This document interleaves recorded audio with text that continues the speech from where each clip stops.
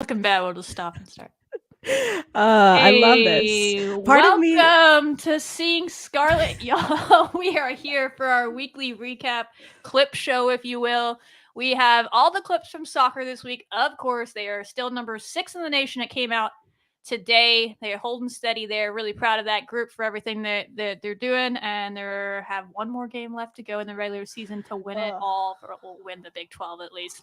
So we'll talk about them. We'll also talk about volleyball. We got some fun clips of them because they went up there to BYU and almost did the dang thing, y'all. If you were not paying attention, they almost did the dang thing up there in BYU. But they showed out, looked really good. So we'll hype them up. Today was also women's basketball Big 12 Media Days, and we had Riley McKinney, Bailey Maupin, and Jordan Merritt representing alongside Coach Gerlich up there. There's a lot of great clips and quotes and all the stuff from them that still keep coming out, so stay tuned to their social medias for that, but we'll talk about it some, and then, of course, we'll if we have time, we'll talk about football at the very end, as y'all know what happened there and what's ahead for them and what's ahead for all these teams, and yeah, that's kind of what I got. What about you, Sibby? Yeah, I mean, I was giggling at the beginning because it's like, I don't even know if we ever have like a normal intro. Let's just like keep it chaotic every time.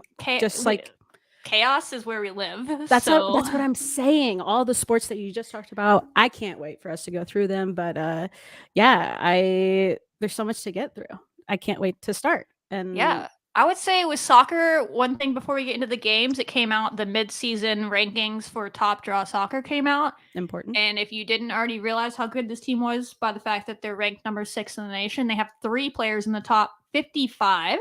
Somehow, whoever votes on these is drunk and does not have Madison White in the top 100 players in the country.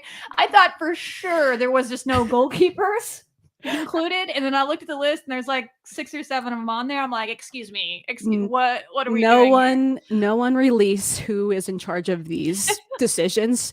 Please do. Shelby is on the loose. Let me know. No, it's fine. Keep sleeping. She'll show them. But I'd also be interested. Anyway, I guess we'll give you them. It's 55 is Alex Kerr, 55th ranked. Shout out her, awesome 5th-year senior doing what she does. This is exactly what you would want for a player that comes back for their 5th year in transfers. She got out of it what she wanted, and lots more to do. Ashley Williams at 20th in the country. Let's go. Love it for her. She had a big week.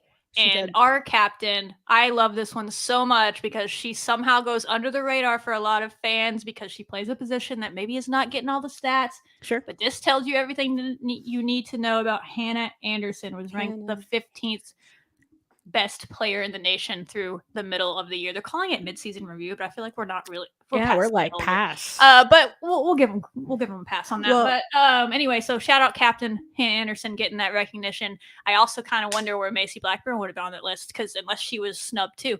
I was like, she should have been on there too, and we could have had Madison White on there too. But I guess they can't put our whole team on there. That's just unfair to the rest of the teams. I guess, maybe then, we'll be too close of friends with the people that make these decisions, and then if they had us on and the we tell them the truth, and then they're like, "Wow, that's the truth," and then our whole team is on the top 55. Huge recognitions, I think, in a time where it's like nice to have those, and I love seeing our players getting recognized, and the ones that make such a huge difference that we'll talk about with soccer and beyond. But Shelby, I wore this Texas Tech.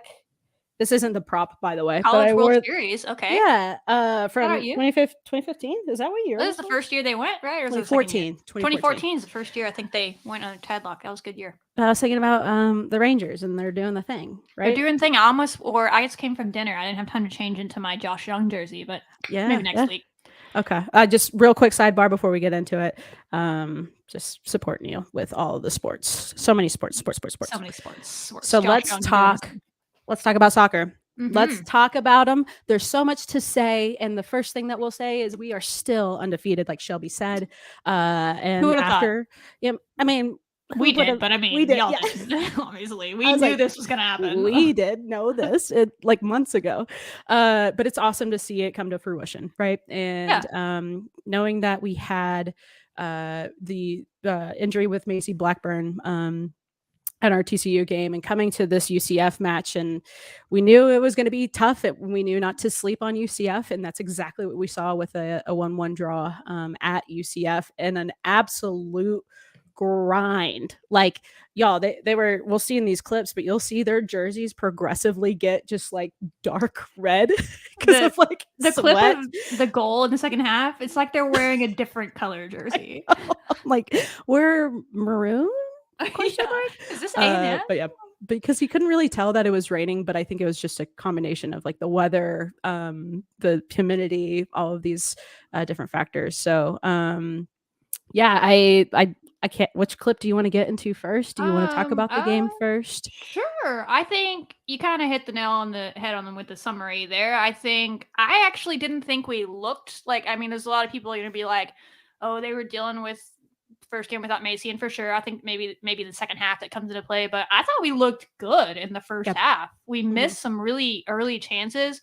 3 minutes into the game, I don't have this clip, but 3 minutes into the game, we had a shot that we make most times. Like Elise made a good run. Elise was great in this game. She was great on Sunday, as we expected. She got the ball over to Ashley, tipped off a couple of players. I think the way it was spinning to Ashley maybe messed up how she swung at it, and it went too high. But that's one that if we make that goal, like the whole game's different. But that's soccer. That's fine. Some things that I liked when I went back and I noticed it live, but the game, like, you're so like stressed and like intense about it.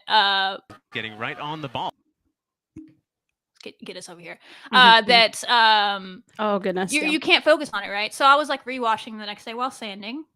I'm a woodworker, for those watching. It's not a weird thing for me. I get that's normal for most people. I thought people do that all the time. That's like their lunch hour. Obviously, that's how they spend their days. Okay. So while I was working, which was sanding, so I watched stuff. I was like, oh, we watched the game for funsies because I'm crazy. And the first half, I was like, yeah, it was as good as I remember. And this clip, I spliced them together. It might be because of how UCF plays, but it also could be because we were trying to play through Sam more without Macy there. I thought our midfield passing was the best it's been all year in the first half of this game. And here's which has been a challenge. So yeah. And Peyton Parsons was great in this game too. Oh yeah. Trying to build. Ashley Williams gives a quick give and go. Like, look at that. Good number of passes here from Texas Tech, leading up into the build-up. And then gets a little jumbled right there because they're still getting used to playing through the middle instead of playing from the outside like they've been all year. But this was, look at Ashley just beast mode. Doing what Ashley does, right? Like having three people at midfield, just absolutely ridiculous. She's hurt. And this was the almost goal. Oh, this is the almost goal from Ashley I was talking about right at the beginning of the game. You really just start to get to know where to play the ball to them, how they like it on the ground, over top. Her to Elise. Just many different things that... Oh, yeah. Box crosses just missed by... just like, missed, launched to Pluto, but like, yeah. Yeah, I mean, if that one goes in, this game's different. That's soccer, I get it. A lot of weirdness started to happen in the second half. And it was just like an interesting game. And UCF played great. That's not taking credit away from them. They have like 11 seniors, 6 of them start. That, man, they're wild stat. Yeah. It was senior day. They were playing emotionally and they were playing well. And 17 just went off. Absolutely, just like against everybody on our team was just out there. Put her in the pros yesterday. She was really fun to watch. Eligibility left, but if you want to come to Lubbock for one last year, she's fifth year. Anyway, you're totally right. But yeah, that was kind of my biggest takeaway from the first half was that, and there was another missed goal we can show in the first half as well from Kerr. But I actually thought when you rewatch it, like there were moments that I was like, okay, we're gonna be fine Sunday. We're gonna be fine. Like we look good. We just didn't finish. Yep. The second half is a mess because of the rain picks up and all that, and we'll get into that. But yeah. Any thoughts on this clip before I love that you brought this up and because of our passing getting so much better in the midfield, where that has been an area of challenge. And I remember just like how relieving it felt to see us. Okay, now we're cranking some gears, we're getting some looks, and you'll see how Alex Kerr, like you're talking about too, how this could be a completely different game. With this clip, Alex just knocking on the door, waiting for her time to make that connection. Free kick Trying to catch the nice. Such a nice pass from Elise. Elise. Here's the ball into the box. It's going to be in. Off the post. It's going to be and in. out. The announcer thought it was in. We all thought it was in. That was certainly close. Alex is like, in the replay, she thought it was in. I mean, and that's what we do, right? Like that's our bread and butter. And just a really good. That's where we cross. That's where we make that connection. She's one of stunned. What I'm most stunned about on this is she will tell you she should finish that, but she didn't really have that much space. She had a tiny slot to get it past that keeper, so she was trying to get it past her. How does that ball go all the way across the goal line? Where's a scientist? Like, how does it do this without spinning in or even hitting the back post? And we've had a couple of those heartbreaks this season.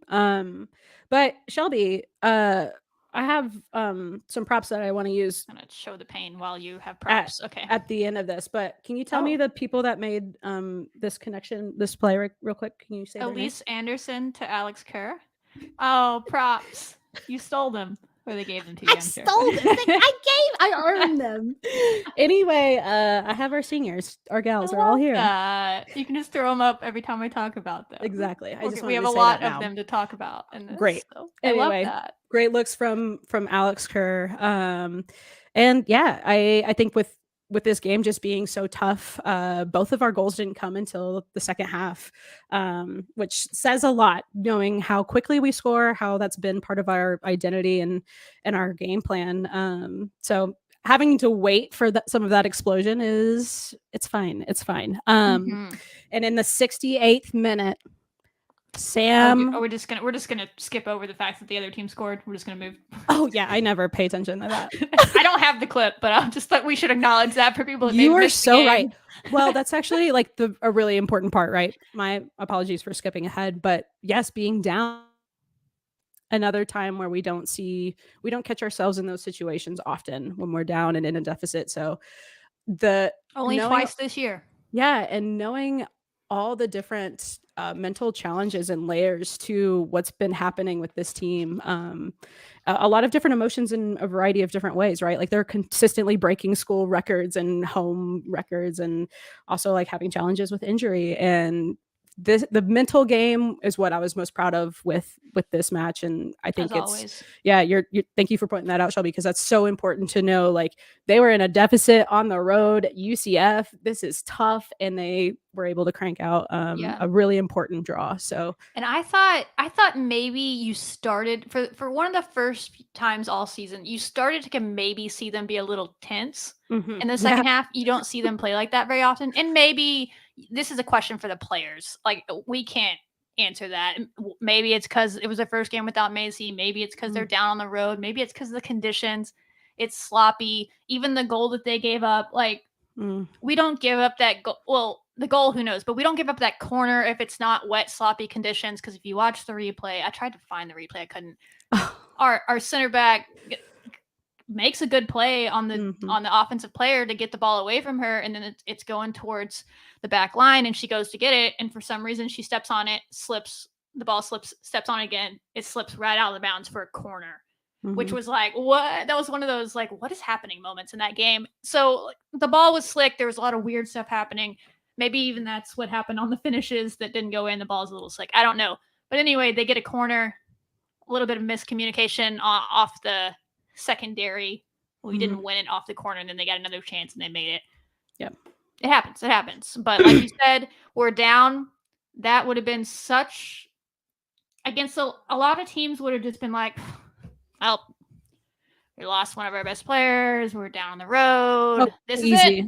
It's so over. Easy. Yeah. The weather sucks. The field's wet. Tell them, Shelby. All these excuses. All these excuses. And this team said, you know what? We're just going to put our heads down, and we're just going to keep fighting. And they had multiple chances until finally, this absolute professional level world class from a freshman.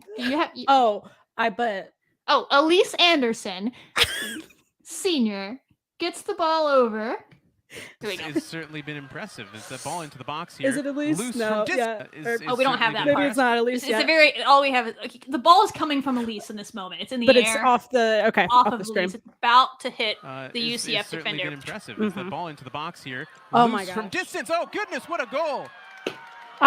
It's the Sam replay, Courtright, y'all. the freshman, who ties the game Is this up a for one Texas touch Tech. off the chest? Yes, like a volley the shot. volley. Like, what is she And a doing? spectacular goal at Who that. is she? And Sam Courtright, the superhero once again. Casual Big 12 smile. Freshman of the Week last week. A great assist. Probably surge Big in, 12 just a little Freshman bit of of the a Week second again. ball that she just finds. And that that's just bend, a world-class dude. finish from her. And that's a really Caroline good Delisle, keeper. Unfortunately, I don't think Yes. was ever going to get Fifth-year to that senior one. Not keeper many that has the goalkeepers were, records even on the for. I professional think she has level. their I'm record for speaking of the shutouts. professional level, Yes. and Sam Courtright is just a freshman. This What was a Battle of the finish, a Keepers, like we half talked volley about. from her. And Absolutely clinical to be able to take a loose ball off your chest. Even the settle opposing it, announcers volley were it. stunned. They on were the just net. like, Knows. well, that was impressive. another just a huge impact that Sam Courtright has. We are so lucky to see her really grow with this team and grow like what we talked about in the last episode with like Tom's confidence and like that him looking at the crowd. I think he's probably holding up. Yeah, I was up. wondering what. There was clearly family in the crowd. I don't know. Yeah. Sam's from Texas, so I don't know who he was looking at. Maybe he had family there, but there was clearly fans. He might have just been shouting out the fans for showing up. And I think- in I mean, like- sloppy and I think- conditions to support them. And I think it's also like him celebrating, like she's listening to that coaching. She's saying, okay, I'm going to trust myself to have this one touch off the chest to somehow bury it in the, side of the net, the corner of the net. Like I loved seeing that goal from her after having that one-way conversation of Tom yelling at her, like, Oh, we yeah, trust that was you, such a cool do clip. it. And she's stepping up in big time. So we're just so lucky to see this journey for her so far. And I think Tom Stone's like, yeah. I don't know. Yeah, that's He might be yeah, saying yeah. like, I don't know who he's he's talking like- to there, but yeah, somebody. I forgot to submit my timesheet. Maybe he said that. I don't know. No, it's brilliant. Sam Courtright, you should know the name by now, You know. but you're going to hear a lot over the next 3.5 years because we're not done yet, y'all. Plenty to go this season, and she's already making a name for herself. And I actually I like the way we played through her in this game. And you could tell when we get into OSU in a second, we still have some stuff from this game, but when we get to OSU, it's like they already knew that was the plan, and we counted off of that and said, okay, fine, you're going to try to take her away, we'll let Elise do what she does. So it's nice to see that that's not there. Obviously you miss Macy, like we're not going to harp on it. Us saying that these other players are good doesn't mean that we don't wish we had her, but it's good to see that they just stepped in there and did what they did, and we can adjust and move forward. I love it. Erica And says, not the timesheet. hey, I'm saying maybe Tom Stone was worried about his benefits and the time and all that.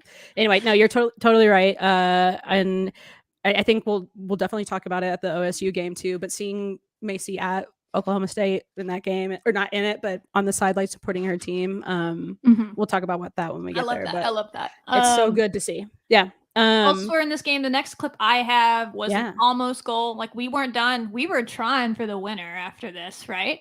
And we almost had it here on a beautiful little flick, floater. I don't know what you want to call it from Perfect. Kylie Barr. This clip starts right when it happens, so there's no build up. She's about to hit it here over to the head of Ashley Williams, who almost either gets a PK because this girl almost cleats her in the face. Oh yeah. Or she almost makes it. She's about a fraction off timing wise, or it could have been special. Ball into the box, headed down, and They'll show it. almost a nervy moment there, but Caroline Delisle able to grab that one as Ashley Williams just couldn't quite get her full head on that one. Look at this. And probably a good thing. Hi. I mean, Ashley Williams What getting a really good beauty. spot. Great lofted ball into the box. And we hear a lot about high kicks, right, in soccer. It's a good thing that she didn't get a piece of her head there. Correct. I think we would have gotten it. Yeah, so You said it. You said it. It was close. I love Ashley going all out there for the winner. You love to see that, and she does that against Oklahoma State. She as does. well. So she's around that ball. She's gonna do everything she can to finish it, and you love that about her. That is so true. Yeah, and nice to see from Kylie Barr too. Sending those great balls in, and then if you play it again, Shelby, I don't know if you're gonna keep it rolling. But we can see here in the first the replay shows her. Zarski is the one that gets it over. If it would have been a goal, she would have gotten an assist on it probably. I'm saying that's one of our seniors here, right? Like good settle, good read of the defense, caught her coming inside, and so kicking it right back out to Kylie and having that almost finish by Ashley. It's what we do. This is business as usual. We told them. Yeah, offensively we looked the same until set pieces for sure. We had a ton of opportunities. Sam did a really good job, but no one is as good as Macy in those moments. And so, we definitely missed her in those moments, but Sam will keep getting better at them. But like run of play stuff, we looked like our normal offense, except we were playing through the middle more, which I like, but we were getting the chances. So that was good. And then we saw Barr, we'll just leave this playing. I thought she played really well in this game. A lot of them were getting a little bit worked by number 17 towards the end of this. We were tired. We're not used to playing. Again. Kylie Barr and Elise Anderson played full 90s. Both of them. They didn't have a sub, which they're not used to because usually Elise is coming in. So respect to them. But I thought Kylie looked really, really good at the beginning of the game. She was flying. She is so fast. She is so wicked fast. You see it on those passes just like that. She has moments of brilliance like that. Once she gets the consistency down on her passing in the final 18 to go with the rest of the field. I don't know the math on that. Someone do the math. However much is left on the field besides the train final. A leaves out. She is so good. She's so fast and she's so powerful. She just like outruns everybody and just gets past them. When she gets her passing to where it's so consistent. She already has 5 assists on the year, so she's already doing well. But she's fun to watch. She can outrun anybody. It's fun. Yeah, she's wickedly talented, and she knows the goal. If y'all watch her interview with us that we did a few months ago, it's very clear. And I love getting to watch her play, getting to watch her represent the country, and it's amazing to see. And we always love to see when Ashley Williams has a shot with her and Alex Kerr in that front line. It's scary to be on the other side of the ball from them. That it's spooky season. It is. As Mateo Williams said there, that is expert analysis from Mateo Nomeo in the chat. Ashley is a dog. You're right. Confirmed. I can't argue with any of that analysis. You are correct, and I bet Penny would agree. Penny, great. Love Penny. I'll respect her. We'll get to senior day in a minute, but I know. Sorry, for her to just be doing her thing this year. But okay. Last thing I have from this is another senior, dude. Our savior. I don't even feel like I'm worthy enough to hold this right now. And it's somehow I don't know if people realize how impressive that was. Oh, and it doesn't look like her most impressive save of the season. But Elise Anderson and we would have lost the game. There's 4 minutes left. So just get on the end of that. Number 17, y'all. Ball just keeps going. She does it with her feet so too. Fancy. Goalies are out there not doing things with their feet all the time, and she kick saves it. And someone finally gets on the end of it. Sticks her leg out there. Trouble there for Madison This White. is my favorite part. But what a fantastic save, just keeping them out of the back of the net. That precision. Save too. The way I would have tripped over everything. Went in and kicked it away. Madison White. I mean, just saving us. Yeah, truly. And this is the start of her 2-game. I don't even know what to call it. Like 4-game. Let's go 4 back. We have BYU, TCU. If we're being honest, ridiculous saves. If we're being honest, it's every game. We played 17 games. But dang, especially with just all the challenges that they had, I was so impressed with Madison White as usual, and what an absolute monster. She's too good. She had so good. 5 saves, I think. Yeah, and a lot of them, it's like whatever. Like sometimes it's like she shouldn't need to be saving them. Some of those saves were in this game, especially. We were making some odd plays defensively, and she was having to make saves that maybe she shouldn't have in a game. But she still did it. And then she makes saves like that are just really great offensive play from the other team, and she just steals it from them. Steals it from them. And she had one in the first half too, where it almost went through her legs because the ball was slick, but she stopped it as well. So shout out her. More to come from her once we get to the OSU game. I'll let you wrap this one up. Yeah. But she starts off that game with a nice little highlight as well. Yeah, it was a nice game to get out of the way and moving forward. But yeah, UCF looked really, really, really good. And they showed us that we can't sleep on anybody really. And I don't think the team ever thought that. And I love that. Like even Hannah Anderson had a quote of saying, like, we think of, game by game, like what's next? on to the next, which puts us perfectly into our match against Oklahoma State, our last home game of the season, regular season. They will be back. And the program's first perfect home season. We were not defeated at home at all this season. Spoiler alert, we won. What? Like, programs first. We are witnessing history. We're blessed. Okay, we're blessed. We have all so many more players to talk about. I don't have enough. Yeah, let's start this off by giving a shout out to all the seniors, which I hope they're not all truly seniors, but we'll leave that up to them. I think Elise for sure could come back if she so chooses, but that's all up to them. They have lives to go about, and I mean, this will be a fun final season, I suppose. But anyway, they are seniors. Senior day, we have Madison White. We got Hannah. We got Giselle. Mm-hmm. We got Elise. Mm-hmm. We got Penny. And we got Alex Herr. Alex Herr, also known as Alex Kerr. Alex Kerr. If our parents are watching. Sorry, I know. Well, hey, shout out to all the parents too. The parents showed out on senior day, so that was really cool to see seeing support from the high riders of ringing the bells for Tech Soccer. It's just what a fun way to celebrate these seniors. What a fun way to celebrate this program's success already. And we, Shelby, this, we ain't done yet. And that's the cool part is this season's not that's the best way to have senior day, right? Like senior days are so emotional, and it's one they are even more emotional when it's truly your last time putting on that uniform, stepping on that field and to play a game, right? And not just practice. They knew because of the work they did. I mean, I guess you never know 100% if the NCAA is being weird, but they absolutely should host at least one game, if not two, if they win the first one. But they're definitely in position to get at least one game host in the NCAA tournament, and they know that going into that, and that makes it just kind of a fun day. They can just go out there, and that's what I saw this game. I talked about them being a little tense on Thursday. So much. They looked so free. They did. They were smiling in this game.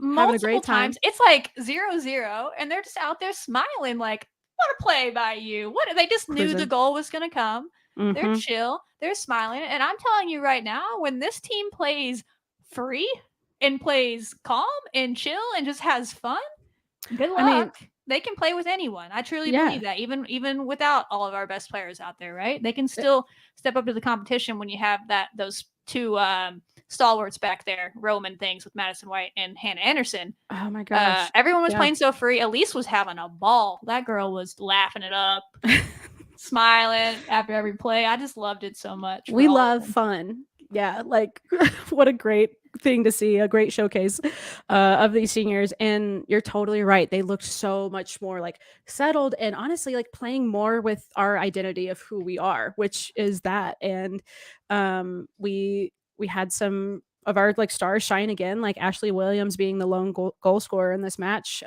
where we won 1-0. And her success too with Maddie White, this game for Madison White was so impressive, y'all. I hope you're sitting down. Roll the tape for this. I just roll the clip. We got two of them. This is the one a lot of people have seen. The second one, just stay seated, because there's another clip that unless you were watching the game, you might have missed. We're going to show them both. This is the first save. Madison White, senior day. Just showing out. She ain't. It's just clearance. Just here. Now a chance and diving for a stop. It's Madison White. She stole a goal from Pineda. I need you to have those for every episode forever. I will do it. A great shot from Pineda. Just brilliant. Look at her giggling. She's smiling. She's like, I know. I don't know what's going on there. She could be laughing. Okay, yeah. We couldn't clear that ball out. It was, we definitely. I love the coaching from Hannah after this. Gets after her gals. Make sure they know. Look at this right here. Madison White is so lengthy and so quick to get down. She touches it out. A great job from. So you'll see that the clip cuts off right there. And this is the clip that was posted online, right?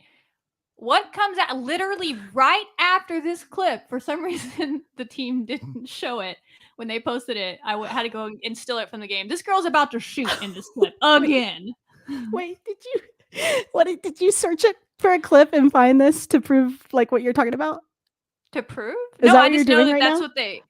I knew this happened because live I was like, y'all would not believe what Madison White just did. She just made 2 back-to-back really ridiculous saves, and then the clip only showed the first one. So I was like, no, we got to go back and get it. And so they just for some reason didn't include it, but it stops. This is the end of the clip that was posted right online. First clip, right? This girl's about to shoot, and here's the clip I stole from the broadcast. Madison White, from Madison White. Fast and furious action now with another save for White. From Madison. There's no replay because this was a frenetic. Literally, like they get a corner next. They're just shot after shot right here, and we take care of it finally and get it cleared. Oh my gosh, dude! That's a beautiful goal for Oklahoma State. If both Madison of them White doesn't exist. They're just hating their lives after this point. They thought they had goals on back-to-back shots, and she demoralizes teams by doing just that. I think Tom, they didn't post the press conference, but I think I saw a clip on social media somewhere where he said that that's just what she does. Those goals where the other team already has their hands up celebrating, and then Madison White shows up. It's like Batman. Yeah, da da da. No, that's not Batman. What is the word? What is the sound? Da da da is the heck was SportsCenter. that? Yes. Da da da da da da. That's also Madison White. Put her on SportsCenter. You mean it's the Sports Center. I don't know. Batman. The Batman. And he beats up on the Astros. Whatever. We're getting off track. Let's stay on track. Madison White absolutely just doing what she does, like you said, and I love that. Like Tom Stone knows that too. And I think I was joking about this in the stands with the people that were around me, but I was like, I honestly just feel so settled. I think I've talked about this in the podcast, but I feel so settled with Madison White. Like I'm chilling, I'm vibing. Yeah. So like people, have your own reactions. Like I don't know how do you even compare them? You could compare them to like a field goal kicker, but so much more than that. But it's like one of those things where they can make crazy save after crazy save after crazy save, and then they get a goal scored against them like at UCF where it's not really their fault. Yeah. And people are gonna be like, oh, she gave up a goal. Like, no. This is Madison White. Madison, good keepers steal goals. Oh my god. She steals goals from people. Madison White. Like that should be goals, and she takes them from them. And that's why we love to have her. She should dress up as the Grinch for Halloween. That's what do you think? I'll let her know. Let's save it. Let's save that. Hey, Madison. Anyway, great goals great goals saved. We can talk about this, I guess, now before we get into our goal, but I think we both agreed on it. We don't know if this was a strategy because of the opponents or if this was a strategy because we have new personnel in the game after the Macy injury. But Hannah Anderson has been much, much, much more active moving up the field in the past 2 games, and I am all here for it. Yes, it very much leaves us open to counterattacks, which we saw against UCF and at times in this one. But if you're trying to win a Big 12 championship, which we are, try to have a deep postseason run, try to win a flippin' natty, right? You got to believe. What's the best way to do that? I'm not a soccer coach, but this is me going off of what I've seen and know from this team and me just from a sports perspective. What's the best way to do that? Lean on your strengths. Your best 2 players out there now are on the back line. Your keeper and Hannah Anderson. And then you have Kerr at the front and you have Ashley scoring goals. The offense is it's doing what it's doing, right? Elisa's there doing what they're doing. But we don't have Macy pushing it up from the back anymore. She would take it from the defensive end and start the distribution up the field. That piece was gone. Elise can do that, sure, but that's what Macy was so good at. And it just seemed like, and maybe it was because of the teams, and this will not happen on Monday when we play Iowa State. I have no idea. It seems like Hannah all of a sudden is becoming that person. And you'll see this. You actually won't see it on the clip because the clip doesn't go that far back. But the goal we score in this game starts off of Hannah Anderson pushing up the field after stopping the play. She just keeps it, pushes it up to, I believe, Chloe Soto, who gets it over to Elise, and then Elise does it over to Ashley. So that's just something to watch. And yes, it is going to expose us, but you can hear in this game, you could hear Tom yelling at Molly. Shout out Molly. I'm the president of her fan club. He would yell at her and be like, Molly, you play center back. They're playing like a rotating. When Hannah would push up, Molly would rotate from the midfield back and play center back. So it just seems, I don't know if that's, I haven't noticed that happening all year. It seems new. You can confirm or deny. But she's definitely been doing that at times. But these past 2 games, it was often. I think too, it might highlight Cassie Taylor and that building that trust with Cassie Taylor. Like I agree. I agree with you 100%. And then, you know, putting more responsibility of like, okay, gotta go. My name's Hannah Anderson. Be right back. And then, hey, Cassie, do what you do, girl. Like pop off. And that's what she has done. And we've talked about it, how much Cassie Taylor has improved this season, how much, you know, this whole team has, but Cassie Taylor just exploding as each game. After each game. You're totally right. So yeah, of course it makes sense that Hannah Anderson kicks this off, and it makes even more sense that Ashley Williams earns her 12th goal of the season in the 32nd minute. She earned this. This is such a beautiful clip taking weight off of her just laying it all on the line. Anderson with speed and an angle into the 18 on the ground. Ashley Williams, goal Red Raiders. I love this. I love all of it. I love it so much. Everything about it. It's just Elise going through 2 people, 3 people really, but she gets it between 2 people's legs. She was so fast. I was like, she's dang. fast. Yeah, that's never been fast. She might be faster than Macy, to be honest, but she is fast. She's always been screaming up the sidelines. I think that's what the verbiage Ashley used. And then Ashley laying out for that, knew she had to get it. If she didn't have it, Kerr was going to get it behind her. So, but they were going to get it done. And wow. I love the celebration. That's the first time Ashley has scored since Baylor. It's been a bit. Yeah. And it's not really been on her. I mean, she probably says I should have scored against UCF. But outside of that, she hasn't really had that many chances because they've been keying in on her and kind of forcing other people to do work. And now they're, maybe, I don't know, there's just the opponent thing, or if they're focusing more on Kerr now. I have no idea. But she had a lot of space to work in this game, and she had a lot of really good moments in this game before this. She a lot of really fun one-on-one moments. One right to start the game. She had a great shot to start the game where she took it from a little bit past midfield all the way between 3 people and got a shot off. So and Chloe Soto starting that. Freshman. Hey, Chloe. Yeah. I mean, yeah. And Elise placing a perfect ball. Like, what she does so well. Ashley, I love the celebration too. Like that just pure energy, hype, like excitement, celebration. Oh, I can't wait. I can't wait to talk about volleyball. But yeah, it was so nice to see her. This is her 30th goal in her career, and she's only the 5th Red Raider to do that in program history. So it's a long time coming. I remember before, like, I think it was that first look that you talked about, I stood up in those stands and I was like, keep knocking, Ashley, keep knocking. And that's what she did in this match. She kept knocking and then finally made that connection by, again, laying it all on the line for her team. Like, I'm going to the absolute ground to make sure that this ball goes in the back of the net to celebrate. Celebrate that really great pass from Elise. And I love seeing Elise like throwing her hands in the air, because you can see in the replay of the clip, but the keeper is just like, I got nothing for you. Hands in the air. It is, there's no chance. Yeah. And to have the team have that rush, and it's senior day, and she's able to connect with Elise to have that happen. Oh yeah. Chloe Soto, let's go with a great ball. Cook. And we were really good in the second half. Like, we actually quite dominated the game until the last about 10 minutes, when then OSU's like, I hate the last 10 minutes of the game when you're only up by 1 goal, because the other team is like chaotic and they're just taking chance after chance, and it's terrifying, except for the fact that we have Madison White. But she probably loves the last 10 minutes of games like that. She just has lots of fun back there. But I'm just like, a lot to do.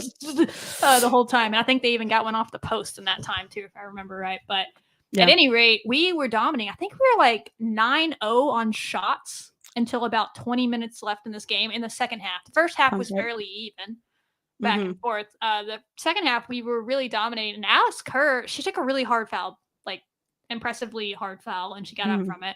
I think I heard the wind come out of her body. It was like a thud to the ground. Yeah. But I don't know if that was affecting her finishing or whatever, but she was great otherwise. So she was getting to the spot. She had 4 of those shots in the second half. And what, like, in a lot of them, she almost finished, and we could have. It's another game where coulda, shoulda, woulda, whatever. We won. It doesn't matter. You got 3 points. That's all that matters. But could have had 3 goals in this game again. It's like the chances are there, and that gives you confidence moving forward. Yeah. It's not like you watched like last year, and it was like if we got 1 goal, it's like that was probably our only chance at the goal. You know what I mean? Like this time it's like, okay, yeah, we won 1-0, but it could have been 3-0 pretty easily. Yeah, I mean, nothing is scarier than Ashley Williams and Alex Kerr heating up or on fire. And isn't that terrifying? It has got to be the spookiest of spookies to have that, and seeing them click, and they're having those opportunities, and they're showing that they're tough and they're playing. And just good luck to everybody else. I think Stone said like it's like the only time that we've ever had 2 in the program's history, we've ever had 2 10-goal scoring players at the same time. Of course, add it to the resume this season. I mean, Shelby, you and I talk about it all the time. We never want it to end because it's the orange. It Squeeze the orange. It is so fun to see all of this history being made in our backyard, and for a program that has had this just waiting. They were knocking like what we see from Ashley Williams in this game. Like Tech Soccer has just been knocking. So I love the people that are coming and watching if they haven't watched before. And I hope, everybody watching this episode is like understanding how amazing this is and how amazing Madison White is in this match. She had, like another shutout. So this is her 6th straight home shutout, and she didn't allow a goal at home in Big 12 play. When that's a wild Big 12 soccer, I didn't even realize that. That's crazy. Big 12 soccer just being so competitive. Like she is an absolute stone wall. She's the bouncer. She's everything. She's the Grinch. She's Thanos. Like I insert any great here. I just Air Madison, shall we? Y'all go watch that.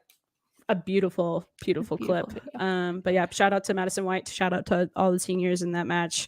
Really cool. You're not done Love y'all. Yet, can't wait. Which brings us to our last game of the regular season against Iowa State. Let us know who they are. Yeah, they're 6-10-1 overall, 3-0-6 in conference play. That's a lot of draws. They've had quite the time. But what I can gather from them, I think it's going to be very similar in the way of UCF. We're on the road. We're traveling. It's late in the season. We might have some similar weather. We might not. But Iowa State is on a 2-win streak right now. So momentum. They own the state of Kansas. They own Kansas and Kansas State in back-to-back games. Oh, okay. I was like, is Iowa in Kansas? My brain was going. Kansas hate each other, but they own the state of Kansas. That makes sense. So yeah, they're fourth from the bottom in the Big 12 in terms of standings. But what we know is we don't sleep on teams. We're taking this seriously as we do all the matches, and it's so important for us to win this match. And I'm sure you have more to talk about that here in a minute with all the numbers and stuff. I'm just like, where are the vibes? But some things that I found out: if any Red Raiders live in Ames, free admission to the game. If we have any Red Raiders that are out there, get to it. I have a ticket. You do, y'all. This is real. But this is real. I have the receipts that this is real. Fellow Red Raider in Minneapolis. I have the ticket booked to fly to Minneapolis and road trip with him down. Shout out Jeremy. I think he might still do it. Yeah. Something came up that I completely did not realize was happening next Monday that I really would be a bad person and a bad friend if I didn't do it. Maybe. And so I'm still waiting on that. The schedule for that has not come out yet. If there's any way I can weasel my way out of it, I might show up. But if not, the ticket is transferable, and I will be transferring that ticket to our first round postseason game in Lubbock. Oh, I thought you were about to do like a giveaway live on stream. I'm transferring that ticket to transferable. The third person in this chat. I'm sorry. Unless you're in Raleigh, North Carolina to fly from here. I'm gonna just do my best to be at that postseason game, and hopefully too, Thursday, Sunday, or however it works, and just be there in Lubbock that weekend. So anyway, so maybe I'll be in Ames, maybe I won't. Either way, they're gonna lock up the Big 12 championship. That's the plan. And Iowa State's, don't sleep on them. We very much can beat them, but they've given some good teams some trouble. Like they only lost to Texas 2-1 in Austin. They've scored quite a few points. They've scored in every game going back to BYU where they lost 7-0. And that kind of like lit a fire under them, I think. And they've lost some games in that stretch, but they started scoring quite a bit. So, and they're going to have a week off, just like we have a week off. And everyone's going to be fresh. Everyone's going to be prepared. They're going to have plenty of time to scout us. We're going to have plenty of time to scout them. Even Steven, there's no, I'm coming off of a hard game. You're coming off of an easy. Like, there's none of that happening. It's best business meeting. Foot forward, business trip, get it done. Do you have, you already talked about all these people. You have any people talked about? Then I'll do the whole, what do we need to do to win? Oh, great. Thank you. I mean, just some players to look for from Iowa State. Pratt is their leading goal scorer. She seems very threatening. They have a player, Mira Emma, who's leading with assists. And she also has 2 for 3 PKs this season, which doesn't like seem like a lot, but she's had practice.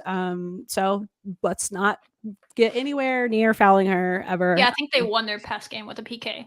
Okay. So, I mean, that experience matters. And especially when we get to like end of the season, close games that it might be in some cases. And then their goalkeeper won freshman of the week in week 1. So some talent there in goalkeeping. But again, if Sam Courtright didn't exist, who knows how many more she would have won? Who knows? But yeah, so that's what I got about Iowa State. Yeah, again, they play on October 23rd. That's a Monday, 7 p.m. Yeah, it's an interesting Monday. I think we finally figured out why it's on Monday. Everybody in the league is playing on Monday. Makes sense. So evenly. You can also tell that the Big 12, well, we all know we were picked to finish 5th. Did not think we were going to be one of the top teams because they put us against Iowa State, and they have UCF at BYU, which that could help us actually. Because UCF's a solid team. They're missing some players, but they're a solid team. If they go in there and get a tie for us or get a win for us, think that can make our lives a little bit easier. You won't UCF. We won't care about that. We're not going to be watching that because it's all at the same time. And I think TCU is at Texas during that. Like, they clearly thought that those were going to be the 4 teams, right? Oh, interesting. Battling it out. So they put them all against each other to end the season. And then we've already played all those teams, so we're up at Iowa State. The math is simple at the top, right? The math gets a little confusing if we don't take care of business, but the math is very simple for us. Win, it's us. Outright Big 12 regular season champions. Win. Let's go. I don't care what the score is. 1-0, 14-0. Couldn't care less. I mean, actually, 14-0 would be pretty impressive. I was going to say, what? I mean, actually, Shelby. Hold on. But just win. Get the 3 points. It's ours. Celebration time. I hope they'll celebrate. I hope the team quietly has stuff planned for them big. I don't know. We'll see if they treat it like a game. If not, when they come back to Lubbock, I want everybody from Lubbock to meet them, whatever time it is, and celebrate with them. Yes. If, that's a good idea. For some reason, this is a weird game. It's cold. It's snowing. I don't know what's happening. It's a 0-0 draw. I don't know. We get out of there with a tie, right? If we get out of there with a tie and BYU beats UCF, us and BYU are then tied record-wise. I know that BYU would hold the tiebreaker as far as seeding goes at the Big 12 tournament. So they'd be the 1 seed because they have a goal differential. They win goal differential mainly because that massacre at Iowa State. 7-0. Was the first tiebreaker head-to-head? I assume so, yeah. Okay. Yeah. But we tied, obviously, so gotta go to the next. And my understanding is it's goal differential. I could be wrong. Cool. I haven't studied this greatly. That's my assumption. My question is this the same as how they do in basketball? I couldn't find confirmation on this. If it's the same as how they do in basketball, we would still be named Big 12 champions. And then what would happen is then at the Big 12 tournament, we would have the 2 seed. They would have the 1 seed. Like men's basketball last year, there was Big 12 champions in men's basketball last year. So I assume if they do it in basketball that way, they would do it the same But I don't know. I have no idea. Let's not bank on that. Let's just get it done. Let's get it done. There is a scenario, and then I didn't do the math on this, but there's probably a far out scenario that maybe TCU sneaks in if both us and BYU lose. TCU maybe can sneak up there and steal it. TCU needs everything. They need a win at Texas, and they probably need us both to lose to maybe tie. Maybe it's a 3-way tie. I don't know. Yeah. Yeah. And then, of course, if we lose and BYU wins, BYU would get it outright. Yeah, none of that. Just win. It's ours. Boom. That's all you need to know. This team takes care of business, gets the dub on the road. Make it fun. Do you have any predictions? It's a long ways away. It feels like a long way. I know. You have a prediction for this game? I mean, yeah, we're gonna win. That's your prediction. You're not getting. I think Alex Kerr is gonna have a brace. She's due.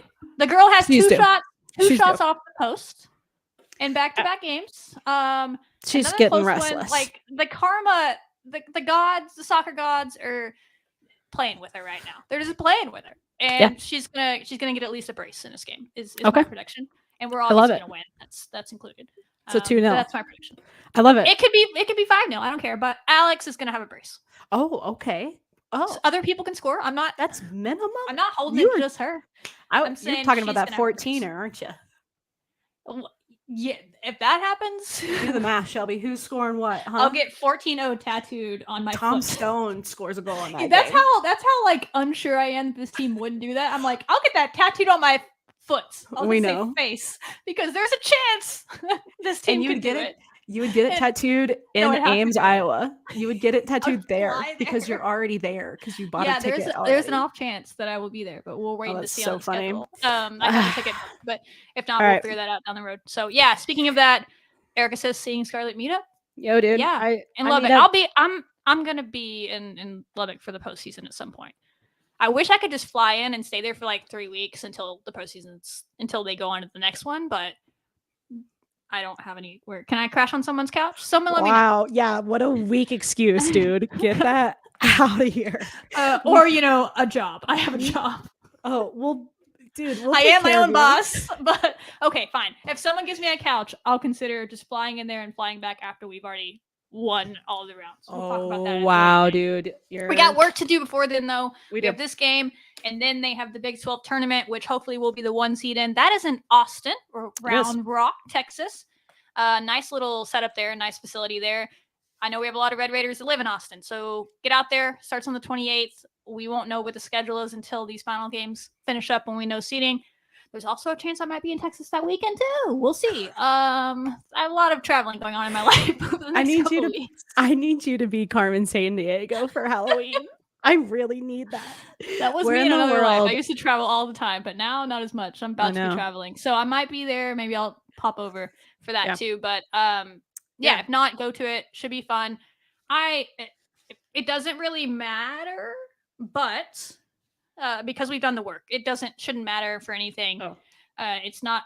We don't need to to secure a longer home stand for the playoffs. What it does matter for is these seniors. They want this season to last as long as possible. Let them play as many games as possible. Go on a run, win the Big 12, prove everybody wrong. Like, just have a little fun time. You don't have your full team anymore. Okay, let's go win the postseason Big 12 too. Who knows? It could be fun. A little girl math. That's fun. That's like a meme or something lately. I don't know. Huge shout out to the seniors. Again with Tech Soccer and recognizing all of the success. I cannot wait. I cannot wait until we get to talk about this. Oh yeah, don't you worry, seniors who are definitely not listening to this episode. But if this gets to you somehow, we will do a whole episode about all of you, like we did for other sports that we've done since we started this in January. You'll get your own episode. Don't worry. But y'all aren't done yet, so we ain't celebrating nothing yet because there's a lot more to celebrate. So we're saving all the special celebration episodes for another time. Totally. So let's move into volleyball. They had what a challenging schedule that they've had just in general. But this one being just in line with that against BYU, a number 9 BYU at BYU. So a really competitive program. We knew that we had a really tough road, right? Like a really tough road game, away game.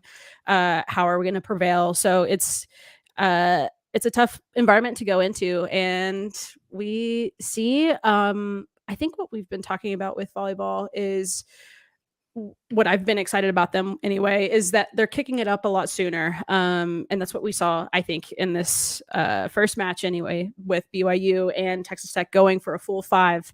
BYU ended up winning the first set 25-21, which shows, they're staying in it, and they're scoring fast, making it a competitive first set, and then winning the second set 25-22. Good. This is what they've been working for. I'm so stoked that they're starting to see like some of the fruits of their labor and their practice, and getting to that in a little bit of a faster fashion. And I'm trying to remember where these different clips came from. Oh yeah, well, I just thought I'd let you. We could play them all at the end, or we can play them as let's play them all at the end, because you just keep doing your recap. Yeah, it's really, that's what we have to take with some of these matches, with the second day, or with us losing in that first match, and then the second day looking really tough with a 3-0 BYU, very dominant, but we're continuing to show progress, and that's what I'm so hopeful for with this team. There's so many young players on this team. Reese Rhodes also, like our senior, like showing out. So I love seeing the different dynamics of, yes, some of our senior leaders are older players on the team, and the younger ones too, getting to just ball out. Like Kate Hansen, of course. All of our aces looked really good. Yeah, everybody's popping off. Bryn Williams, Merrick, you name it. This team is just locked and loaded with talent. So really cool to see. And yeah, I was so impressed with how they showed up in this really, really difficult environment. And they were going toe to toe with them in a lot of different categories, which is also really impressive to say against a number 9 BYU. Yeah. And yeah, I'm looking forward to continuing to see this team grow. I know that these matches are really tough to lose, but finding the success in those sets, I think, is so important, and so hype too, to just see how they're growing. And they'll be back home with us, which is awesome, against number 22 Houston. So coming up this weekend. But there have been so many clips, and I see here, Shelby, like you got some good ones. I hope everybody's. These are all from Friday's match, because that was the one we dang near stole from BYU. And some extra fun facts about this: BYU had only lost 2 sets all year coming into this game, and we won 2 on Friday and forced them to their first ever 5th set at home this year. They had never been pushed to, maybe anywhere, they had never been pushed to a 5th set, home or away, this year. And we dang near won this match. I watched this match in full. I watched both of them. We'll talk about the one the next day too, but this one, when this team, this sounds really basic, but when this team forces the other team to play volleyball, we're really good. Does that make sense? Like when we don't like hit it into the net or block it out of bounds, you know what I mean? Like when we play volleyball and force the other team to like play with us back the rallies and all that, we're a really good team. And when we play team defense, and that's what they were doing in this game, and nothing illustrates it more than this happened in the first set, I believe, and it set the tone for the whole game. Reese Rhodes out there, let's just say her name 5,000 times. Dude. She was in her bag so far down there. I was afraid we would never find her. She got lost. We would never get it out of there the whole match, and she was great on Saturday too. And you'll see this in this clip. The girl, oh my gosh, dude, has 2 separate pancake gigs in the same rally. We're at IHOP. Wait, here comes the first one. I think you're right. Nice dig by Hiapo. Got it. Boom. Pancake. Great save by Bren there. Yep. Pancake. Kick save from Hansen. Any way to keep it off the floor. Well, really good work defensively. Bren, block, point. And team defense as well. That was the most bonkers thing I've seen in volleyball this year from us. It was just so impressive. Like, dude, what? Any of those things happening on one rally would have been like, oh, wow, that was a really that's cool a great point. clip. Yeah. We got 2 pancake digs, a kick save, and a block from Bryn, who is usually out there blocking people. She's usually killing people. And so it was just, Reese Rhodes with like serving pancakes to BYU. You're welcome. Like pancake house on the road with us from. I don't understand how IHOP got there. Amazing like foot volley by Kate Hansen. We'll figure it out. Well, we're always trying to get more money to y'all. But yeah, and then like Kate too, having that reaction, and you know what? It worked. And that's part of volleyball. That's happened. I've seen like Maddie try or maybe even complete a couple of those type of saves. And to win the point on top of that, it's just that set the tone for the whole match, because BYU, you do that against them, they're like, oh, this team. Oh, Maddie's like, this team is not gonna quit. This team's here. They're gonna fight. It's gonna be a fight all day. That was, 10 points into the match. We're in the first set, and you just saw the fight. We go on to lose this first set, pretty close. I think it's 25-21 or something like that. But we were right there, and if we had won that set, we said that all year. We just found a way to win a first set. By goodness. We were right there close to doing that. And then we moved into the second set, which we did ultimately win. And I believe this clip is from the second set. Nope, it's from the first set. So this is towards the end of it. But Dugan was out there being Dugan. Dugan. I don't understand what's going on with the shoulder. It can't be human. We need to study it for science. Number 7, right. 5'9" graduate in her fifth But just year. the placement Now on this and the is power she was doing is all I don't think there's any doubt, but we'll have a discussion later on. Look at her backing up. She's ready. She's ready. Yeah, let me just put this down the line. Nice swing down the line, and getting into the action is Dugan. Okay, we need to watch the physics here of watching how high she gets that she has to be in order to get past those blockers to slam that down. Oh no. Everybody knew too. They were like, right when she hit it, they were already celebrating. Like Bryn was like, let's go, baby. You can't do anything about that. Like that's, as long as it stays in, it's over. So shout out Caitlin Dugan doing what she does. She was great. Everybody in this match was great. Like people made mistakes, that's fine, but for the most part, everybody was doing what they do. They all had moments. It was really impressive. And someone I thought was really impressive in this match, and she showed up again on Saturday, was Emily Contreras. Yes. She had a great trip to BYU, and this is just one of her aces, and she's in a clip here in a bit as well. But she had this ace in the second set, and that kind of got us, because the second set started off BYU. It's 8-4 right here. I think they might have even had a bigger lead to start this. Might have been like 6-1 or something to start this set, and we clawed our way back. We end up winning this set, but this was a really big turning point as well on this ace from freshman Emily. Still too many errors, but again, if she doesn't have Dugan to Emily, like right over the placement, and then like the strides that she takes towards her team to celebrate. Oh, like, she's high. Like watch them. Look at this. Huge to see from Emily, and she's like definitely been seeing some minutes as a lot of our freshmen are, and I love that. I love taking that to BYU's house and saying, here we go, like this is the power that you're going to experience with Texas Tech and the talent, and BYU, catching them on their heels and bringing the heat. And again, like I've said this, I think with every match that we've had, but we can play with the best. We have that talent. It's just a few things that get in our way, but our aces looked a lot better in this 2-game series with BYU. And again, we were going toe to toe with them in a lot of different ways, but just didn't quite work out for us in the long run. But excited to welcome them home back to Lubbock when they play number 22 Houston. But in the second set, so later we win the set, obviously, right? So how'd we win it? Who else?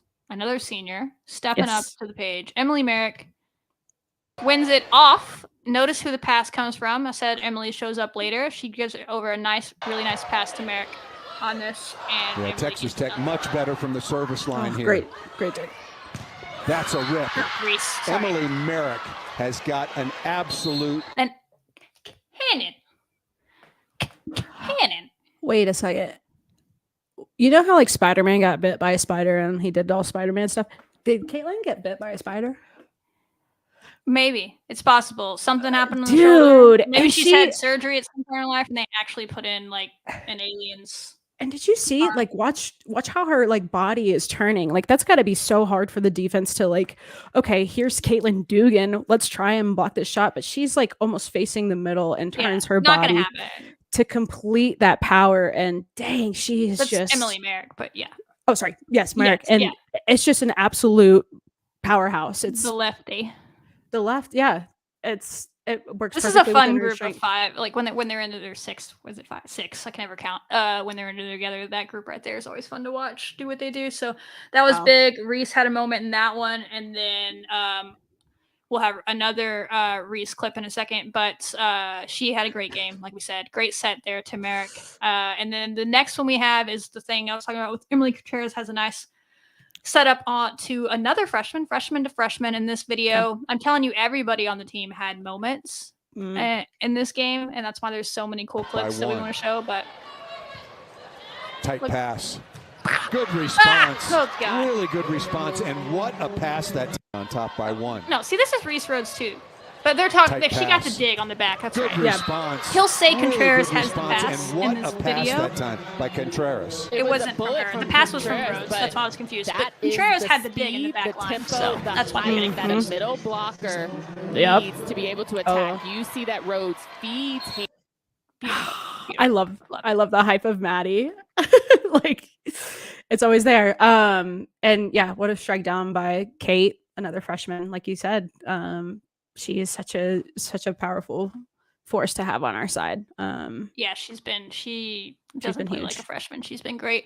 And our last one is from Reese Rhodes, who we said all day was in her bag so deep. She won us the 4th set, which was just such a cool set to win and force that 5th set, and we were in the 5th set. Pass to take it into her own hands. Reese Rhodes was passes just average. Watch wait for the sneaky little Reese Rhodes. It's going to get back to her over here on the right side, closest to the camera. Livingston coming to her.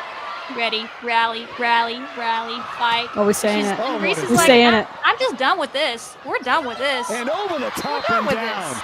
Win the set. It into her own hands. It just that took is a like longer. where she shines so much. She can read that defense and say, like, I know exactly where I'm going to place this ball. It might look like a quick dump. It might look like I'm putting it in the back corner. Are you kidding me, Reese?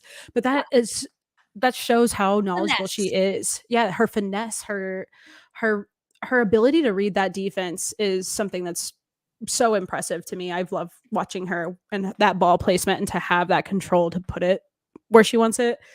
What a cool senior to learn from with Reese Rhodes. Wow. Yeah. Fine. Brilliant. Loved it. So shout out them, y'all.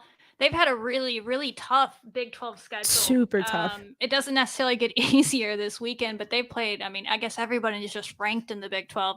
Feels like every week they're playing a top 25 team. I know. And they're fighting and they're fighting and they're fighting and they're so close, right? They got that upset against Kansas to start Big 12 play, and then they've just team after team that's ranked, team after team. I think the only team they haven't played that's ranked was TCU, and TCU's might be ranked by now. I don't know. TCU's playing a nationally televised game tomorrow, which is really cool for women's volleyball. They bumped it over to ESPN national, like main channel. TCU versus Texas at TCU. TCU is trying to break their attendance record in that one, and Emily Para, Emily? It's Para for sure.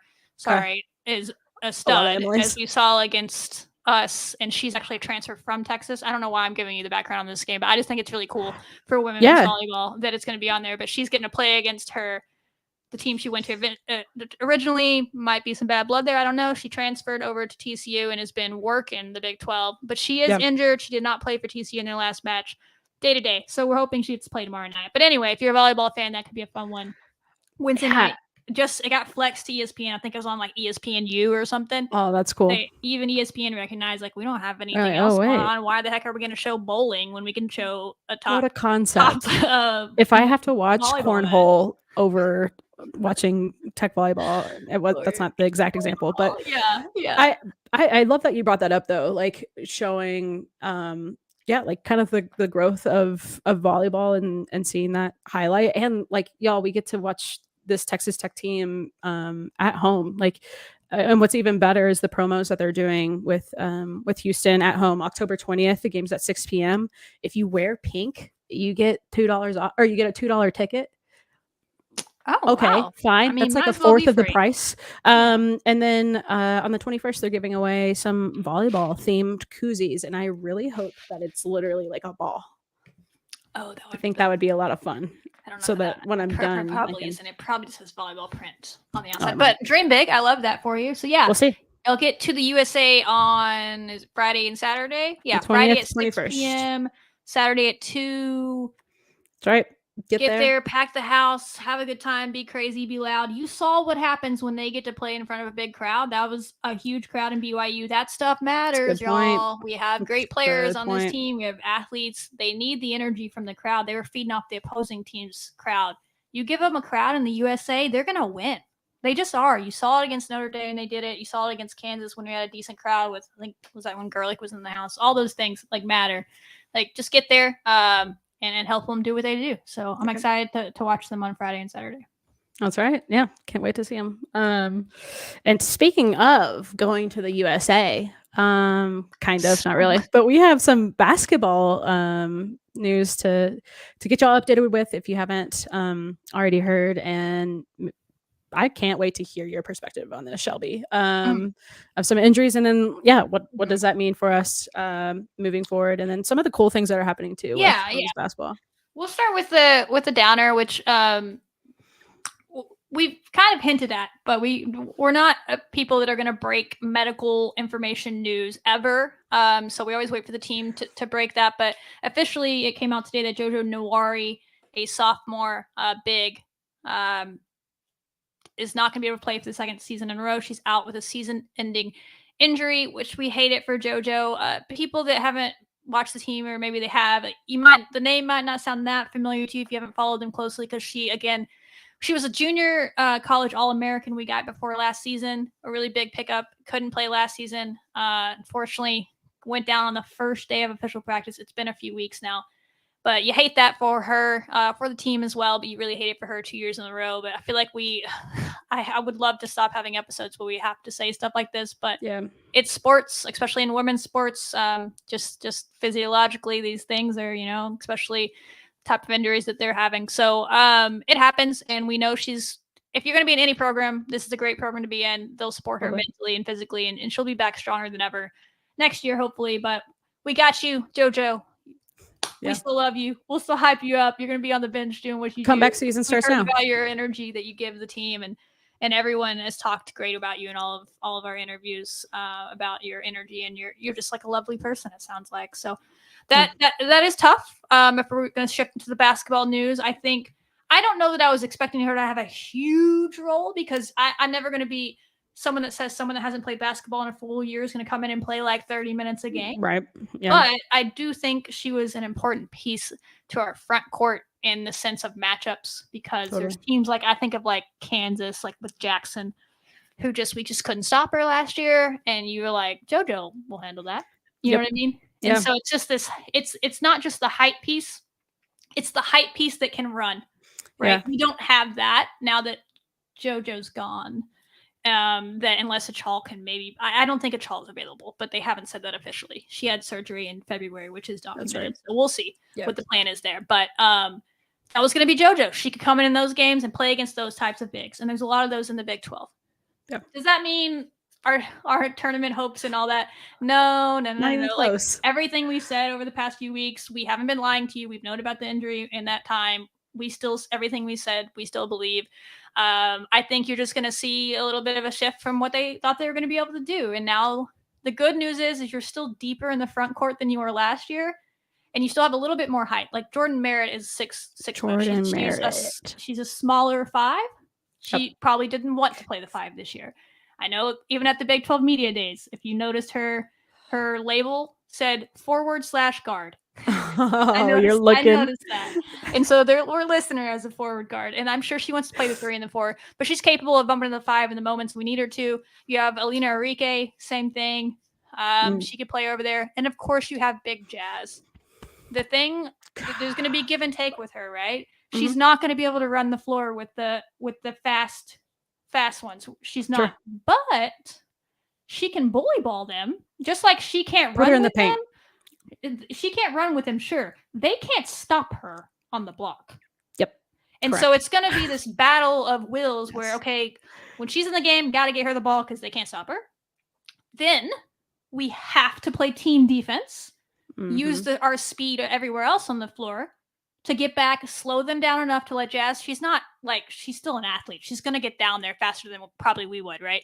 But just comparatively to these Amazon track stars that are in the Big 12 playing the 5, she's going to need team defense to help do what they do, slow down the transition, let her get back, and then bully ball them into the paint on defense. So we're going to have to be better at team defense in transition than we were last year, because that's what we saw last year. We said it all the time. We're just getting beat down the court, especially at that position.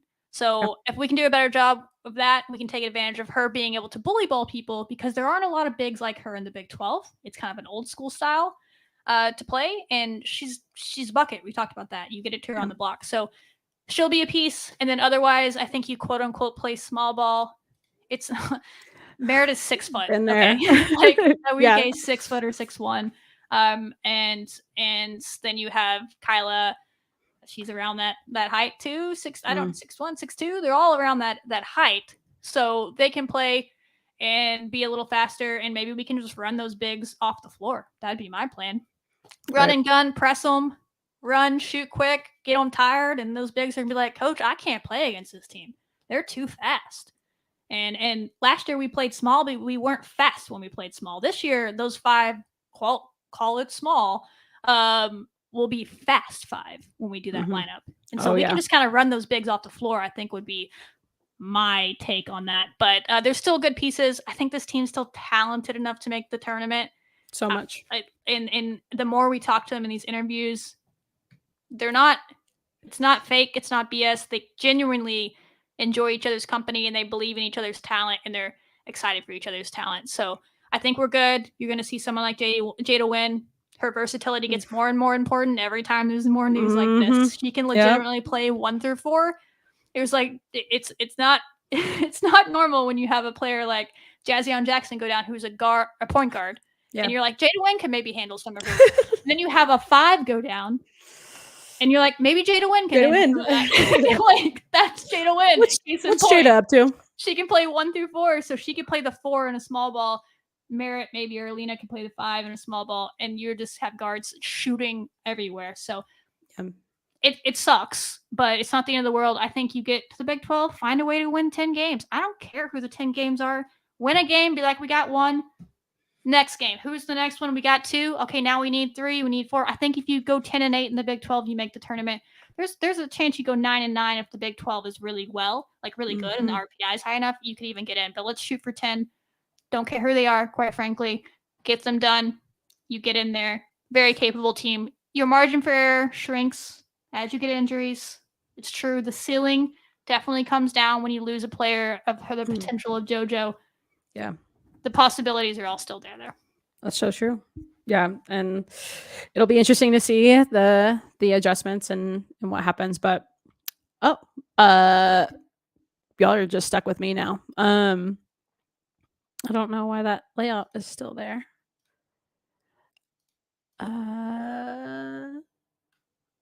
Dang, this is what happens when the producer leaves. Totally unnecessary. How dare her? I think. Hey, can you hear me? I can. You back? Can't see you, but we can hear you. While you get your camera figured out, I think that's like some of the things that we're used to too. With our season that we had last year and having to adapt, and we had injuries and some of our bigger parts of the season, and Krista Gerlich. And Krista Gerlich we trust as usual. So I'm excited to see how she continues to adapt this program into what we know still has loads and loads of talent. And I know what you were talking about with all the players that we've interviewed with. Y'all, we talked to Jazzy Shavers, and her interview's dropping tomorrow. And what she has, that sophomore guard has to say about every single person on this roster, it's just it's a business meeting. Like they know what they want to accomplish. They know their goal and they have the talent to do it. And I loved getting to talk to those players and hear more about, what is actually going on, some behind the scenes and what to look forward to with the season and from their perspective. And dude, y'all go check out tomorrow when Jazz's interview drops. It is so good. I was like, I don't even know if we need to clip any of this. We just need to keep running back the whole episode. So yeah. I don't know what's wrong with that video, you guys. You just have to deal with it. But audio's still here. You can still hear me, right? Yeah, we gotcha. We're fine. So my computer just decided to have a conniption. I don't know. They're like, y'all have been talking about this for almost an hour and a half. We're done doing this. It was just protesting JoJo not being able to play, which I feel understandable. It's just sad, but we're still here. We're still alive, and we're moving on. Yeah, we are. So that's some of like the tough news with women's basketball. Did you have anything else to add to that, Shelby? Not about that situation. No. Did you talk about media days? I have not talked about media days. Okay, we'll end it with that. Let's the positive. Media days were today. I think you can watch it maybe like on ESPN. If you go on Watch ESPN. And check out like the on demand. They usually have all like you can watch like the whole team's media day. I didn't get a chance to because today was a busy day of work, but I saw the clips that came out. I love Gerlich's. I think it was something about like building champions every day, like in all the different phases of life, and that's just such a hallmark of this program, and you love it, and that's how you build a program. It's not a microwave thing, especially on the women's side. Maybe it'll turn into that as NIL and portal grows, but it's still a build a program thing on the women's basketball side. And we've talked about it so many times. She has to build this program from nothing, below nothing because of what was going on before she got here and everybody left. So call it year 4. It's really year 3.5. The first year was, she showed up in August. So call it what you want. I would say it's really year 3. And I love that from her. Other quotes, we got it's not pressure, it's an opportunity quote from Bailey Maupin. Mental Bailey. Monster moment from Bailey Maupin. You just love it. You just love it. And we don't really get to hear from Bailey often, so I loved seeing that she was going to media day. But her presence is known on the court. Like if y'all listen to any of our old episodes when it was basketball season, Bailey Maupin is a consistent name that we say. So knowing she's gonna be a consistent name that everybody says forever. So I love that she has that mental capacity. I love that Coach Gerlich is, even in that quote that you were talking about of building champions in everything we do, she doesn't mention banners or like trophies until the end of that like sentence. And it, to me, that's showing that she's putting like them as humans first, like they're more than just the athlete. And by doing all of that work before, and hopefully we get to see some championships that come along with it. But I loved seeing that from Gerlich. Yeah, I agree. Hearing it. I love it so much. And then another quote just came out right before we started. Go watch the clip on the Planette Pearson shout out from the group. Oh my God. I think they asked, it started with Maupin, but they all answer and they asked her, who's your favorite WNBA player, which was probably a blanket question they asked all the players that are there. And we took Bailey Maupin, Riley McKinney, and Jordan Merritt, which shows you that those are 3 important players for the team. That's usually how they pick those out, leaders and important players. And to have a sophomore there tells you everything about Bailey Maupin. I don't know how old she is, 19 or 20. She handled it like a pro, and she says, doesn't give a current player. She shouts out her assistant coach, Planette Pearson, for everything she's done for her on off the court. And then Riley and Jordan follow it with answers. I thought Jordan's was really cool because she basically said that that's a big reason she came here is because of Planette Pearson. And that's a really good recruiting pitch, to be honest. That whole video, I'd show it to any post player we're even talking to because the more people should know that we have Planette Pearson on the staff. Like that's such a valuable thing to have as a former player, but also a former WNBA player, a great one. So I know, and her coming from an era of really strong women's basketball, and like Jordan talking about like she's played in a similar position as me, similar size and build as me, and so we talked about this in I think Jazz's interview, but saying like we have these 2 Texas Tech legends on our coaching roster, like let's go. And I love that they highlighted Plannette Pearson because that is an absolutely valid pick for, who they look up to in the W. And I love that. And Plannette Pearson also keeps the vibes 100,000,000% on the bench. So I run it back for her anytime I still laugh at that. I think we turned it into a GIF so y'all can find it, but they were doing like, what was the song? I don't know. Soldier Boy or something. And she's like, she wants to take part so bad, and she like her shoulders are moving. She's like, I'm a coach, I gotta stay. But she's like vibing with the players. She's like, I can't do it with y'all, but I want to. I know. Not a regular mom. I'm a cool mom. We'll talk a lot more about women's basketball as we go, but we try to give you all little tidbits as we can fit it in. Yeah. Their season's coming up not 11 days from now. They will play in an exhibition at home at noon. Tickets are on sale now.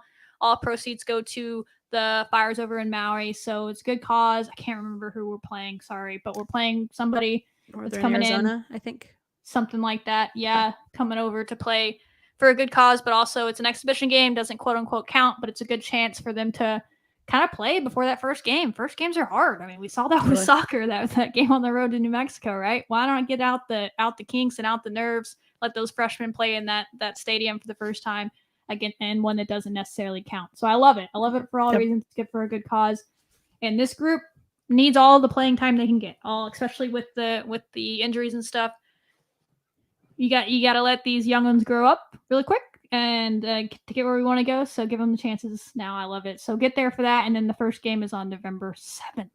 Yeah, I know it's coming up soon. Like we're there. And this media day is such a nice hello, it's fall, it's hoop season, let's get going. So yeah, that's basketball. Anything else before we move to football? That's all I got. I mean, I could talk about basketball forever. Y'all know the I know vibes, you don't. But I know you I won't. I will be the, I don't know, director, timekeeper, whatever. Yeah. But football, another really, really tough loss for us against Kansas State. I was able to go to the game, and wow, it was I think you even said it weird. It was there's so many different things that were going on and a lot of confusion, and from a spectator's point of view. Do you remember what I said on the episode last week about my PTSD with Kansas State? Oh no. Yeah, I do. About running quarterbacks and how every single time we play Kansas State, their quarterback just runs on us. Yeah. No matter what. That dude was playing out of his mind. That dude hasn't played all year. And they bring in a freshman flipping quarterback that hasn't played, and he runs all over us. I swear, I don't know what we did in a past life. Every single time Texas Tech plays K-State, their quarterback, this time it wasn't even their starter. They just bring in random sunshine out there, and he just gets it done. So, that was frustrating, but it's only up from here. I could talk about football forever, but I don't think it's as simple as saying we should have ran the ball. Okay. But I also understand the argument. I feel like it's a long game we're playing with this program, which I'm here for. Mm-hmm. And they're teaching the players and everyone, and they have a philosophy as a staff, and you love that. And the philosophy is pretty simple. Analytics say do this if there's this many people in the box, do this if they're playing this type of coverage. I mean, basic football sense, right? Even that fourth and 3 play, everyone's like, why did we throw a fade? Well, I mean, if you take out the fact that it's your third string quarterback and then it's 4th and 3, they're playing press coverage and there's no one over the top. And that's your best receiver, who's everyone talked about being a Heisman candidate before the season. You think he's going to win that route. Yeah. He didn't. But if you have Barron in there, I think he throws a back shoulder throw on that because the way they haven't played. But you're down to your third string quarterback. So that's what I'm talking about. Is my argument's not necessarily the play calling in a football sense, because I get it. When you look at the play, I get what they were thinking. My questioning is more of, at what point do you throw out the numbers and say, we have a third string quarterback playing? Numbers don't matter. Numbers don't matter, because that's what K-State did. Yeah. They threw out their game plan because I don't know if Will Howard got hurt or he was performing well. They had a true freshman quarterback out there. He barely threw. I think he threw the ball one time. He just lined up and ran the ball. Sometimes he got 2 yards. Sometimes he got 8. Sometimes he got 1. Sometimes they had to punt the ball. They didn't care. They just ran it because that's what they felt like would win the game. So we were trying to win the game doing what we do and what our brand is and what we want to do and what we are taught to do. And I love all that. Except when you add in these like extreme variables where you have a third string quarterback out there. And that's where I'm not a coach, but that's where it's like maybe we need to make some end game adjustments and do some things differently. That's my biggest argument on it. I run the ball more, I get it, but they were stacking the box and all that. But I kind of see it from both angles. I just think that sometimes you need to have a little situational awareness, maybe is the best way to put it. But hindsight's 2020. It's easy for us to sit here and say that when it didn't work. If that fade route, if Bradley wins on that route, everyone's saying that's a brilliant call. Of course. Kitley. Oh my gosh, way to trust your players. Way to trust the numbers in the box. Way to trust the football. Way to know that Bradley's going to win that route. He just got a touchdown. Like that's what would have happened. So it's very easy to, in hindsight, criticize. I think overall grand scheme, you wish you would have ran the ball more in the second half with the third string quarterback and the best running back in the Big 12. Yeah, gosh. That's the simple of it, but I don't think it's as simple as that when you look at it closer. So it kind of goes both ways. It's so tough. And I remember being in the stands and there was like whispers of like Barron's out and, you know, Jake's in. And I'm like, oof, okay. Here we go, you know, anticipating another just hurdle for this team this year. And I was watching Joey McGuire's press conference. I don't know when he did it. I don't know if it was after the game or at another point in time, but like seeing that emotion, like he, you know, you could see it, you could hear it in his voice and in the way that he looked. And you know what, like I appreciate that. Like he's, you know, being vulnerable and knowing like, yes, you're making mistakes and that the answers are never going to be anything that we are going to all agree with. And that's just another level of adversity for this team. But the message that I heard from Joey of like, all the players are still in, like we're in this. We continue to see like hype from our recruits that we're getting left and right. So yeah, I'm excited to see them at BYU. They're away at BYU this weekend, right? Okay. I gotta have that one. That's gonna for be sure. It, yeah. Yep. Just got to get that done on the road. And then, I mean, about this time last year, everyone was counting them out too. And then we went on a run to end the year and made the bowl game. And we all know what happened. Then there was a lot of hype that maybe shouldn't have been there. But we'll see who plays. There's still the question marks around Barron, if he'll be available or not. If not, it could be Jake Strong. I thought, let's go. He actually looked pretty good. I mean, he had some turnovers, but I don't think they're on him really. They're asking him to do a lot out there in his first action. That touchdown pass was so impressive. He got the crap knocked out of him while he's throwing it and still threw a dime. So give him a whole practice. Who knows? But I think if Barron's ready, they'll let him play. I just don't really know. I think it's a shoulder thing. So yeah, we'll see. And then after that, there's like literally the depth chart just says TBD. There's not a third option. So I'm pretty sure the third option is a wide receiver, and Boyd is the plan as an emergency. Wow. I offered up my services. I haven't heard. I didn't get a call. You but did. Yeah. I offered up my services if they'd like me to go out there and be the third emergency quarterback. I don't know if they wanted to be. They didn't. I think my eligibility might be up. They didn't want to deal with like the legal trouble of you breaking all those ankles on the other team. It would truly be. It really would. But at any rate, that's football, y'all. And we don't have to. Hopefully, we don't have to tell you to stay behind them. Everybody loves football. Just you know, everybody will get their frustrations out during the week, and then everybody will turn on that TV on Saturday and be going crazy when we beat up on the Cougars and BYU, who will have a great atmosphere. If you've learned nothing else from these newcomers, BYU's fans all respect. They support every sport. They show out. Yeah, men's sports, women's sports. They're there. Packed house for all of them. I love it. So mad respect to them, and I know football will be a fun atmosphere for the guys to go up there, kind of get away from the madness in Lubbock and do what they do, and then come home and you win that one and take care of your remaining 2 home games, and you make a bowl at least. No, that's not the aspirations they had at the beginning of the year, but let's at least try to get to a bowl game. Yeah. We will have BYU and then TCU at home, and then away again to Kansas for the next couple. So, yeah, we'll continue to support them and do what we do. Yeah, that's what we got. Go Tech. All right, we'll wrap it up there. If y'all have any questions, you know the drill. Just send them to us. Soccer is off. No game on Thursday. So next time you hear from us, we will hopefully be celebrating a Big 12 championship. We'll probably do some sort of live show that night or something, probably to celebrate. Oh, let's get when they crazy. Get done. So you might hear from us on Monday nights in some form, but Tuesday for sure we'll do our normal live and be celebrating that. And hopefully volleyball has upset Houston. Football has got it done against BYU, and we're one step closer to basketball as well. So let's go. We're getting there. One step closer. Yeah. So thank you all for hanging out in the chat.